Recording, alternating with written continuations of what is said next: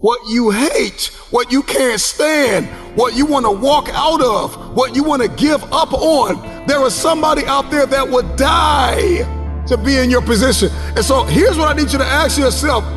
Is this problem an issue or is it an opportunity? Some of you, all you've been waiting for your whole life was an opportunity. What if losing your job was the opportunity? What if the divorce is an opportunity? What if the bankruptcy is an opportunity? What if the one you love was an opportunity for you to reconnect with somebody and forgive them? I need you to see the bigger picture. I need you to have a little gratitude. You need to learn how to smile. You need to work out. I know you hate the gym. I know you hate to lift weights. I know you hate cardio. I know you don't like drinking water. I know you don't like taking care of your temple. You think it's the hardest thing to do in the world to commit. But there is somebody who's in the grave today, and if they had another opportunity to live, they would enthusiastically, with great confidence and courage and consistency, do what you hate just to live a little longer. Find the positive. See the bigger picture. Guard your gratitude. The trial, the tribulation, the adversity, the giant is not your assassin. The giant is your opportunity. Are you going to complain in the face of conflict, or are you going to seize the opportunity? I don't care what it is that you're trying to achieve, what you're trying to accomplish, what you're trying to give, how you're trying to evolve, what you are looking to become. Everything rises and falls on your perspective.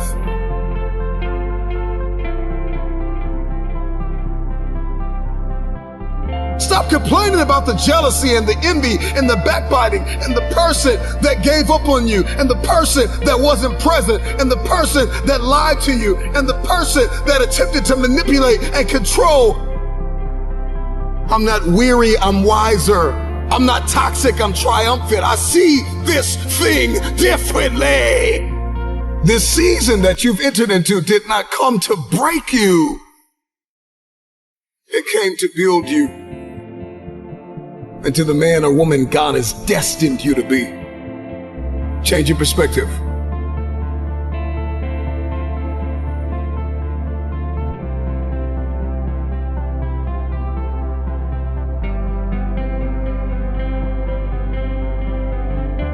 Get back up.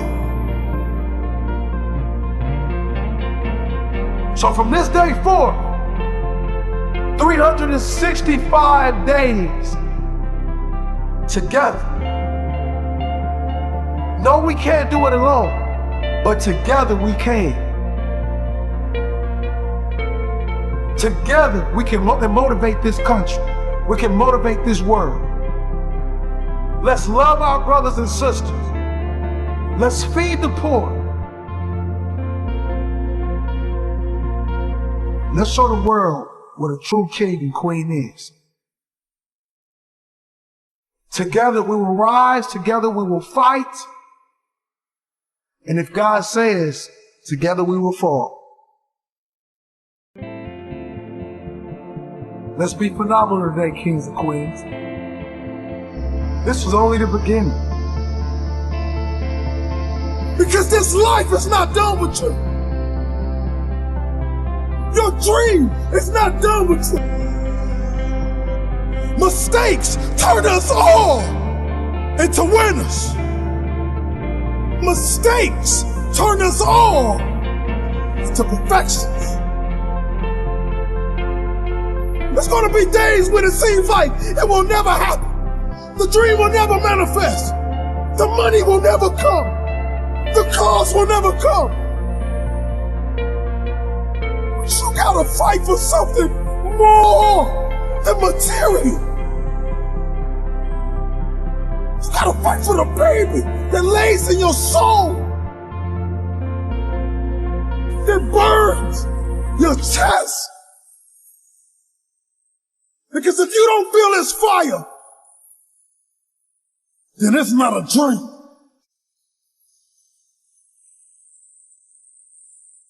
Get back up. Can you hear me? I said get back up. Because this life is not done with you. Your dream is not done with you.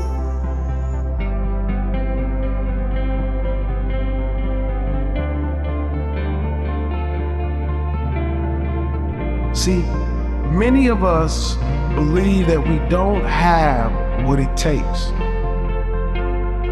You have multi-million-dollar potential inside of you, and you don't need a dollar to obtain it. It's all inside of you.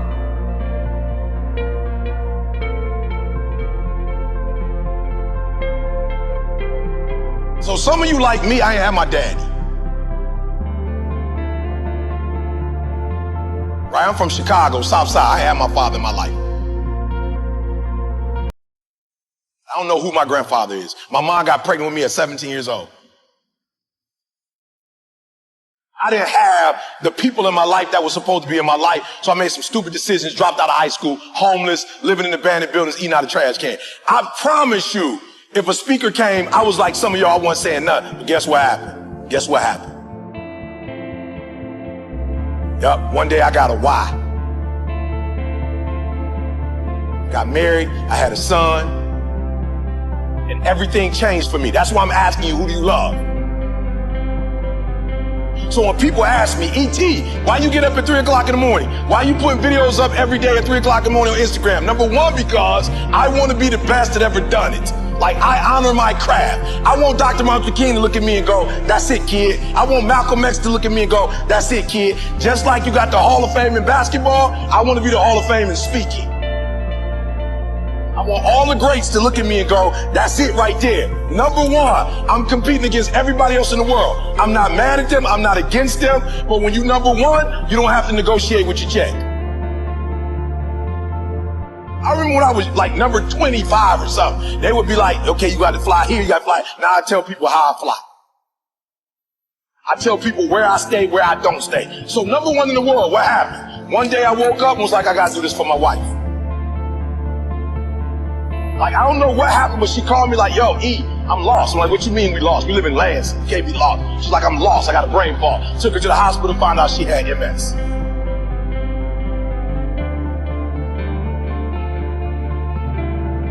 The doctor was like, look, this is the one thing we could tell you. Stress caused MS. I told my girl, you will never work again. My son, I didn't go to college. When you finish high school and go to Michigan State, I'm cashing you out. I found out I had a gift. I started thinking about what my mom need, what my sisters need, and a lot of y'all, you selfish, flat out. How many of you in this room? Some of y'all, you good. You don't make it to the league, you tight work. That ain't all y'all. How many of y'all, your mama really need you to go to the league? Let me see your hand. Hands down, I'm gonna say it again. How many of y'all need to move your mama out that neighborhood and y'all need to put your mama in another neighborhood and the league is how you gonna get there? Let me see your hand.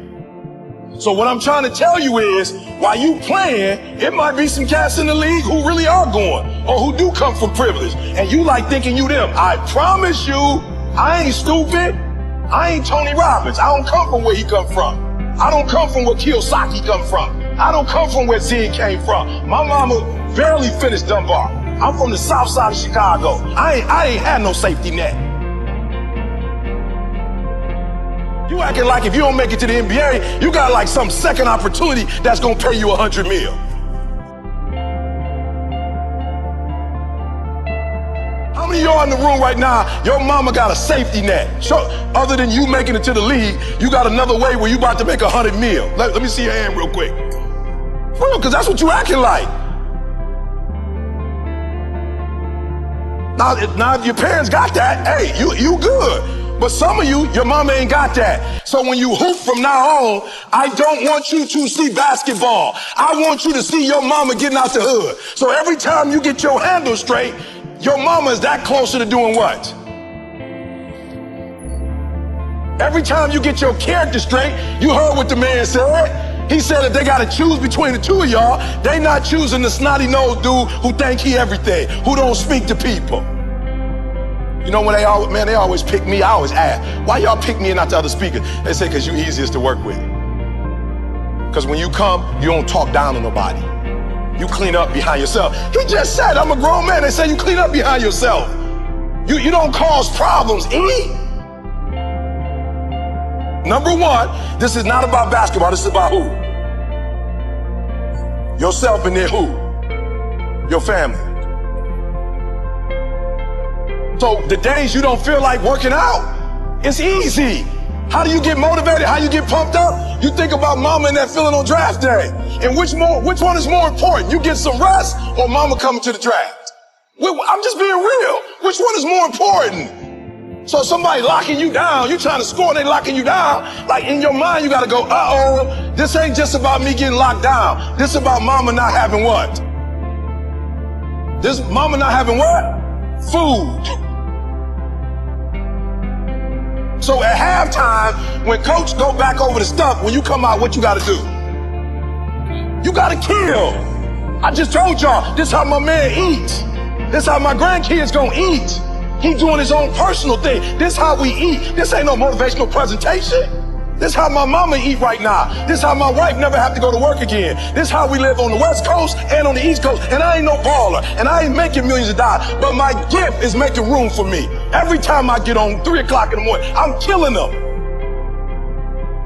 Tony Robinson can't keep up. He's a phenomenal speaker, but he ain't from the Chi. He can't keep up. My motor. I'm killing them. Many of you listening to me right now, you have unfinished business. And you need to go back to that dream, back to that idea. You have a date with destiny. You have unfinished business. It's time for you to go back to the drawing board with a new perspective. It's your viewpoint. And watch this. Your perspective actually shapes your language, and your language shapes your world.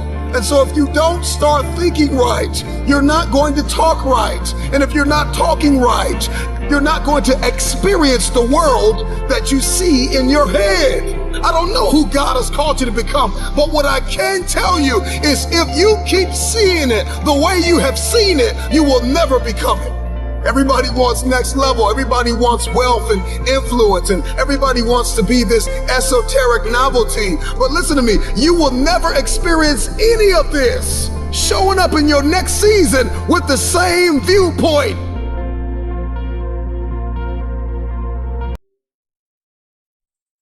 The right perspective makes the impossible possible.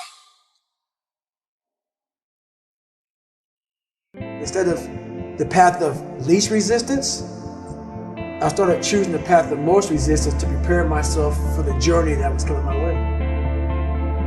And you realize through hard work, you can outwork anybody. No matter how badass they are. It starts with yourself, man. You gotta start diving into those things that you are afraid of. You don't gain confidence by going to the spot that makes you feel good. It's gonna be a false reality. And the second life gives you that challenge, all you wanna do is go back to what gave you confidence. Is that happy spot? No. What gave me confidence was spending years at a kitchen table trying to learn how to read and write on my own. Realizing I can't learn the way you learn. I can't, but I can learn. What gives you confidence, not being afraid, is overcoming the fear. That's what gives me confidence, is facing these things, overcoming them. And maybe not overcoming them every day, but facing them. And facing them and facing them. Pretty soon like this, you know what, man, this is where it's at. It's not in that comfort zone. It's in the discomfort zone is where my confidence is getting built. That's where it's getting built. Happiness, peace, enlightenment, it's all up here, man. It's all up here. It's all up here. You just gotta be willing to go and face it. And that's the hard part. The physical standard is not what they need to meet. It's a mental standard you must meet in life. That's how I live my life. I now know that there is no cap on the human mind. There's no cap. We cap it ourselves. When most people quit, I had just started. And when you take that mindset and you learn to flip that around, that's what made me powerful. And my body followed. And so I said, I want to do this. I'm going to give myself a challenge every single day until the fear goes away. That's right. And I feel like that's what more of us should be doing. I'm hearing that that's how you live your life. That's all it is, man.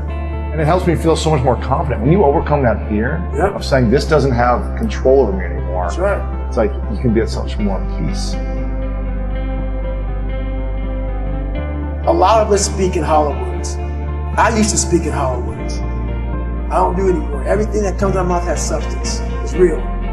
We all have these feelings in our bodies, in our minds, in our souls. I act on mine.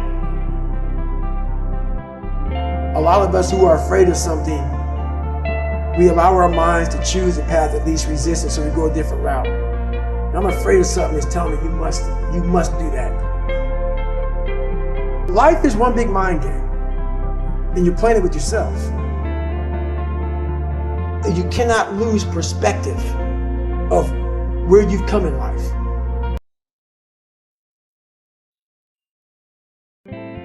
I'm trying to give people a different thought process of life, where failure, hell, disappointment, discomfort is a great learning tool. And many people don't understand that, but it's these few moments in life that you have. Like for me, I always talk about it. Rocky 1, round 14. That 1 2-minute and 13-second clip of Rocky getting up when Apollo knocked him down. That one clip, when I was going through a very bad time in my life, I saw what I wanted to be. And it wasn't a guy that won. It wasn't a guy that won everything he did. It was a guy that kept getting up after being knocked down. So I realized if that 2 minutes and 13 seconds changed my life, that's all it was. I saw something that I needed to be in the world I was living in. Maybe my story will give someone the 2 minutes and 13 seconds they need to change their life. Everybody's got a story. We don't share it on social media. We share our nice life on social media. We all have a dungeon. I'm just willing to talk about mine. Mental toughness isn't something that you sample. It's something that you live in every day. Whenever hardness comes, and you don't know what it is, it may be different for you than it is for me, but you go back to your insecurities. And then when you go back to your insecurities, you then look for comfort within those insecurities. And we all look for that cookie that your mom used to give you when you were sad, when you were sick. We look for our wife or our husband. We look for comfort. It's in those moments you must retrain your mind to think differently in health. The mental standard is you must know how far you've come.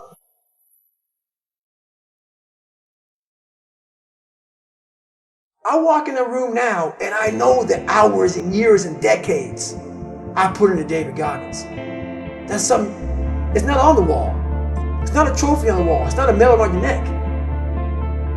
I don't care how you perceive David Goggins, because through my journey, I figured out the one piece I was missing. I thought it was cars. I thought it was women. I thought it was money. I thought it was everything. The one piece I was missing was me having the courage to face myself. Where I got my work ethic from was the hours I had to spend learning this. When you sit down and you're not smart, and you have a disability, and you still want to be at the top of your class, I didn't want to just get by.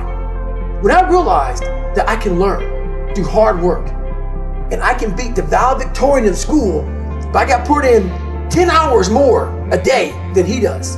You know what kind of strength comes from that? When you're sitting down, that guy that valedictorian studied for an hour, and you know I caught you. I have the work ethic to catch you. That's where David Goggins got really invented. Was at a kitchen table with 20 spiral notebooks that were empty, and then they were full. And when you can go through that, I still have them in my storage unit. You go through these spiral notebooks of your life, and you realize this is how I learned. This is unbelievable. It wasn't until I got real sick and my life got real quiet. I went from running 205 miles in 39 hours to I couldn't get out of bed. My life was taken from me. And that's when I realized I hadn't taken time to think about what I'd done in my life. I'd done all these things, but there was no finish line. I finished a race of life, and I wouldn't even receive my medal. I go on. I get in the car and I go. When I started figuring out life, that I was leaving so much in the tank. Once I realized, my God, man, I was this dumb, fat kid being bullied, and now I'm a 180-pound person, lost 106 pounds in less than 3 months. Learn to read, learn to do this, learn to do that. I was like, I need more. I was fueling my mind with everything. And I never took time to say, my God, you came from this hell, and you're here. I had come 8,000 miles from where I started. But if you never know that, you're still in the $7 a month place. So it's that quiet place. It's that place by yourself. It's those hours and years and decades by yourself in the grip of life. When life has you by the throat and choking you out, and you're sitting there calm because you're trying to figure it out. You're not panicking. You're not quitting. You're not throwing in the towel. You're saying there's a way around this. And when you figure it out, when life has you gripped in a vice, and you can figure that out, that's when you overcome. That's when you overcome. The journey getting there was harder than going through it. Yeah. You know? So that's the whole thing about life, man. It's that journey that makes you who you are.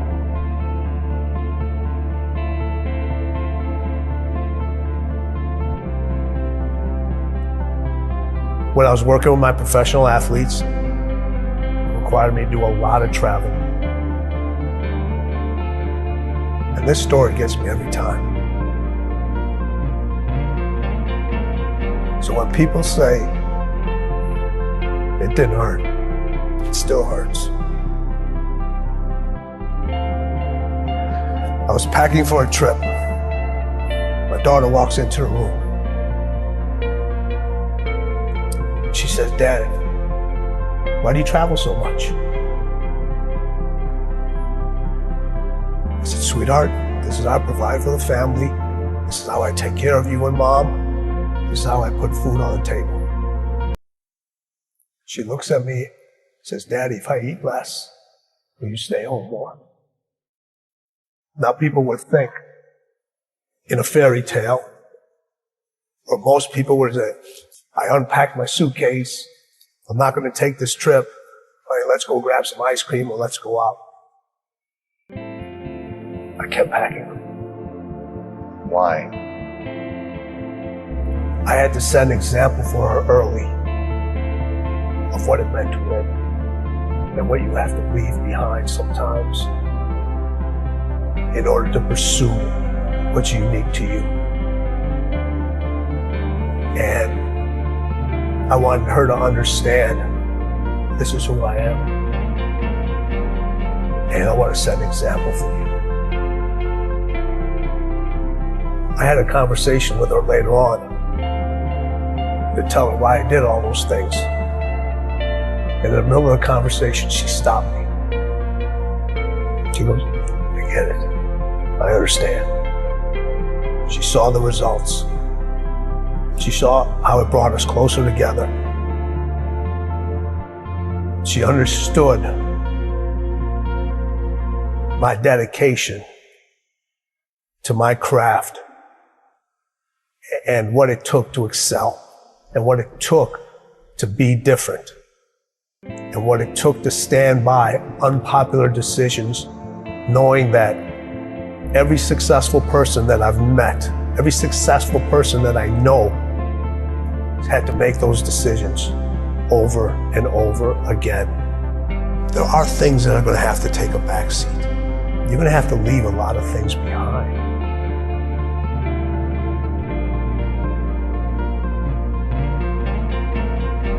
The hardest thing with Kobe was getting him to stop.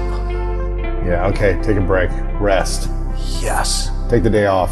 That was the most challenging thing with him, because over all the years that he had his success, it was about go, go, go. And then when I came on, I was the complete icicle. I got to get you to stop. His 3 a.m. workouts, they're crazy. You know, having to keep the Staples Center open later because he wasn't happy the way he performed at that game. And I would not leave till he would leave. Really? Yeah, so we would be in the arena sometimes 2, 3 o'clock in the morning. Shut up. All the lights are turned off except on the court, and we just keep going, What is the mindset of winning? They both had that. So I look at it 3 ways. So you have individuals that compete.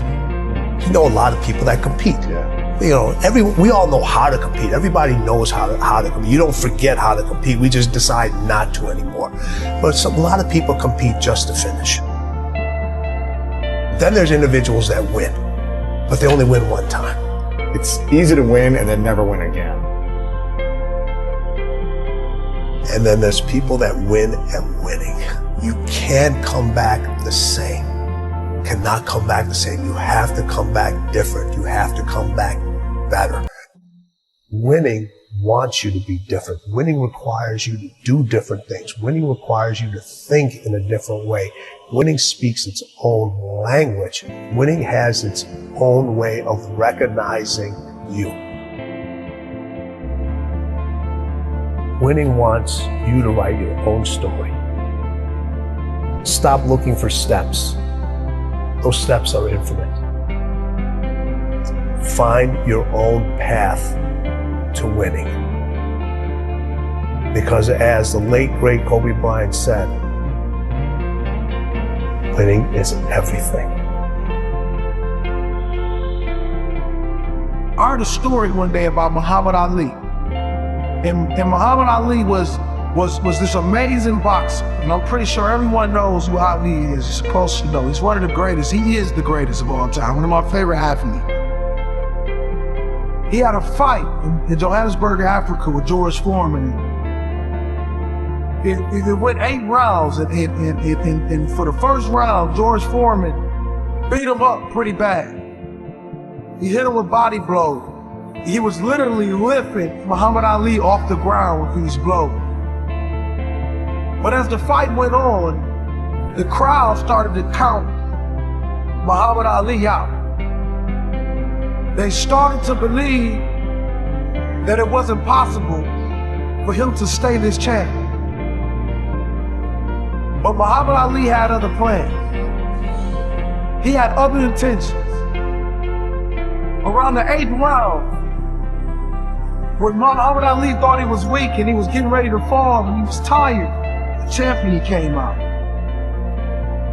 A true champion came out. And he told himself, I'm not going to lose this belt. I worked too hard to lose this belt. And I want you guys to look at yourself in the mirror and tell yourself, I worked too hard to lose this battle of life. I came too far to quit now. We all had those situations where we had to get back up. We had to dig down deep and find that warrior that lives inside of us all. And we had to use that warrior to get back up. Can you hear me?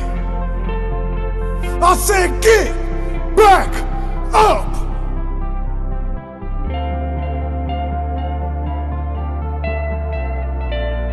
And all you people that have been disconnected from life, and you don't know where you're going or you're lost, you can't see the other side. Go back to the child that you used to be. Remember the greatness that you had inside of you. And we're going to pick that crown off the ground and we're going to put it back on your head today. It's time for us to start living our dreams and chasing them with relentless effort. It's time for us to start being phenomenal. It's time for us to bring unity back into this earth. We're going to do this together. We're going to change the world. Not just Sparky, we're going to change the world. And we're going to rise together. We're chasing greatness. We're throwing average in the garbage can, and we're awakening the greatness that lies inside of us. Because as I say all the time, we are all a walking $1 million check. But it's up to you to sign the check if you want to cash it.